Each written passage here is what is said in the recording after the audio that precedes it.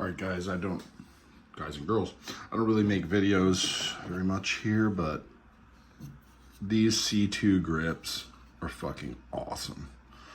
I got them in large and extra large. First I got them in large and I thought they were too small. And I really dug them.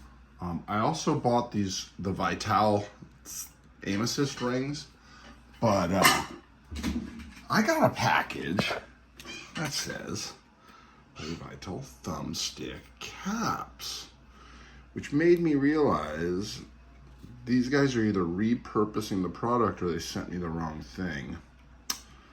And I used them as caps and absolutely love them as caps. It's a very happy review here. If you have bigger hands, the large controller,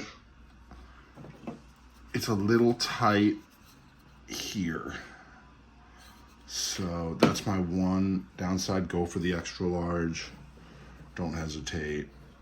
It actually does make you a better player because your hands are always in the same exact position. Always in the same position. Whereas when you grab the controller like this, you might grab it like that, like that, like that, or from the outside more, or from the inside more, or you're being a little lazy and you're kind of off to the side. So this keeps your hands in the same position, starts making your muscle memory a little more accurate.